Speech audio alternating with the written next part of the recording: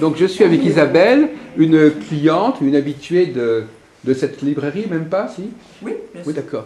Et alors, qu'est-ce que vous venez chercher ici, Isabelle? Alors, je suis abonnée à Initiation. C'est une vieille revue, ça, Initiation. Enfin, Je ne sais pas. Si, enfin, elle date du XXe siècle.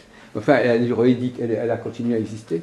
Oui. Oui, bon, j'aime bien à cause des dessins qu'il y a à l'intérieur. Je pratique aussi le dessin. Oui. Alors, au niveau de l'initiation, est-ce que, par exemple, vous vous intéressez, bon, on va prendre un problème un peu.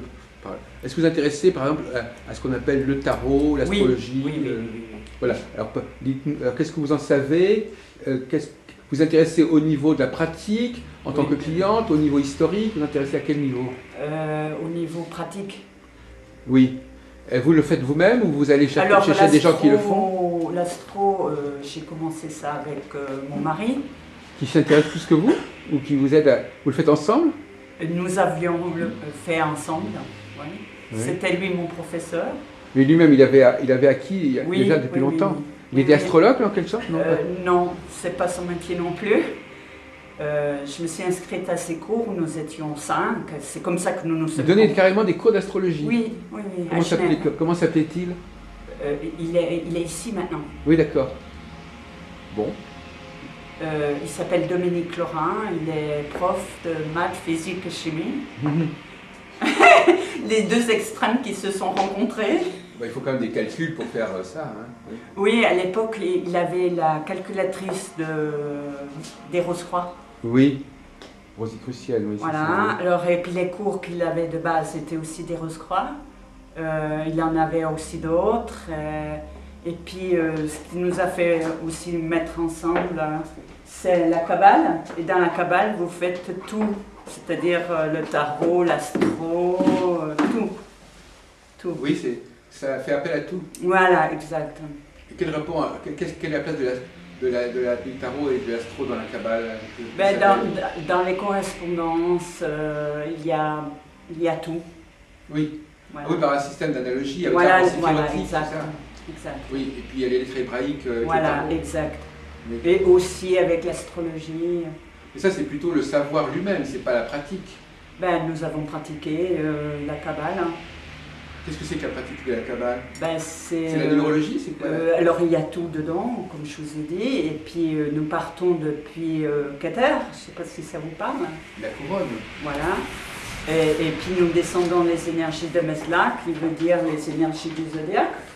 Et nous devons présenter notre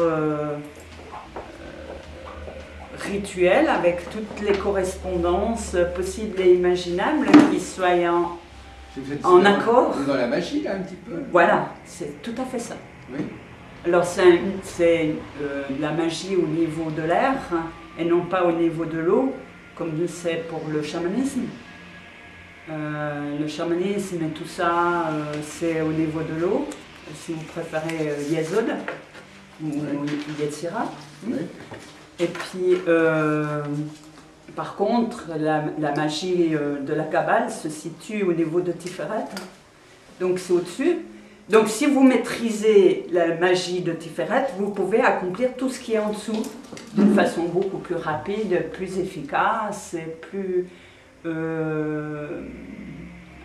peu comme un rayon laser, si vous voyez ce que je veux dire. Mais alors, qu'est-ce que vous arrivez à faire avec ça? Nous avons eu des très bons résultats. Dans quel domaine on peut avoir des résultats, madame? Par exemple, si vous avez un procès, vous pouvez accélérer votre procès, qu'il soit à votre avantage. Donc à la limite, on pourrait venir vous consulter, quasiment. Non, maintenant c'est fini. C'est fini. Il y a quelque chose qui s'est arrêté? C'est-à-dire que mon mari s'est fait prendre sur Internet, sur un site Internet. Et alors? Et depuis, je suis séparée de lui. À cause de ça? C'est grave, parce que la police est venue. Bon, d'accord. Mais ça n'avait rien à voir avec votre sujet? Si, dans ce sens qu'il a commencé à surfer sur tous les trucs de Kabbale. Et puis après, de fil en aiguille, il a surfé sur le naturisme et après il est tombé sur des sites pédophiles. Oui. Ouais. Il s'est fait prendre avec sa carte. Bon, d'accord. Bon, enfin, revenons à ça. Donc, vous, mais alors, donc, il y a une certaine époque où vous arriviez à faire des choses. Voilà. Vous pouvez nous donner un exemple? Donc, là, vous parlez de problèmes professionnels ou de problèmes Voilà. de santé. Voilà, tout à fait. Alors, pour régler certains conflits aussi. Et on n'a pas trouvé une solution pour le sortir d'affaires? Ben, c'est lui qui a choisi, c'est-à-dire c'est sa liberté, dans ce sens que il y a des... Mais surtout une certaine pratique, je ne sais pas si vous avez déjà entendu le mot énoquien. Ben, Enoch, oui, bien sûr, mais pas vraiment... La magie énoquienne, ça ne vous parle pas? Vaguement, si, mais pas... C'est pas mon... Pas alors, dès que vous pratiquez la magie énoquienne, vous devez être très clair à l'intérieur de vous. Oui. Ben, ça accélère tout ce qui est présent. Oui, d'accord. Vous avez compris? Oui. Et je pense qu'il ne soupçonnait pas qu'à l'intérieur de lui, il y avait ça. Il y avait ça. Ah oui, c'est un révélateur. C'était un révélateur. Ah oui, c'est vrai que parfois on déclenche, on est un peu un apprenti sorcier. Voilà, exact. Surtout que là, nous faisions tout via les documents issus d'Internet. On n'avait même plus de guide ou quoi que ce soit. Nous faisions tout par nous-mêmes. Alors... nous avons même travaillé avec des objets tridimensionnels, alors que jusqu'ici nous parlons que de la Kabbale bidimensionnelle. Donc je ne sais pas si vous voyez un peu le truc. Le bidimensionnel, c'est par exemple les pentacles, les tarots, oui. Et tout ça c'est bidimensionnel. Par contre, si vous construisez un objet... Un triangle, une pyramide. Par exemple, une pyramide. C'est tridimensionnel. C'est tridimensionnel. Alors nous avons commencé à travailler sur les émissions de forme. Ah ben oui. Comme la pyramide. Oui, j'ai entendu parler de Ravatin. Voilà, exact. Oui. Ouais. On dit que l'alphabet à lui-même... Ben là, nous avons travaillé avec l'énoquien, même pas avec l'hébreu. Donc, vous devinez le reste. C'est une horreur. Bonsoir. Ah ben voilà. Oui. Bonsoir. Et ça, c'est Monsieur Valène. Vous êtes ensemble? Un ami. Ah oui, un ami. Je vais vous laisser. Oui, d'accord. C'est très bien. Hein. Mais ce champ de la magie, c'est quand même... Vous faisiez des rituels de magie, en fait. Oui. Ça ne manque pas actuellement? Si. Mais vous êtes plus capable de le faire toute seule? Je le fais toute seule, mais très bas niveau. Mais quand même, pour quelques petites choses, vous le faites quand même pour certaines petites choses, c'est ça?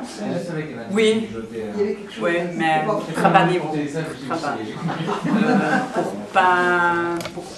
Ouais, non, puis lorsque vous faites tout dans une seule pièce, c'est compliqué.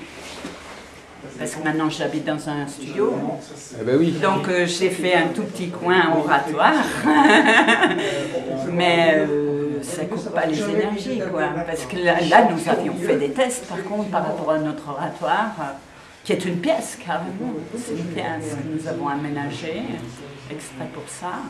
Et nous avions fait des tests en radiesthésie, c'est la folie. C'est devenu un altanor. Ça vous parle ce mot? Ben, oui, c'est le four alchimique. Voilà, alors c'est devenu un athénor, donc rien n'y rentre, ni rien n'y sort. Quoi. Oui, c'est un truc étanche. Voilà. Alors ça, c'est pas possible de créer ça dans un studio.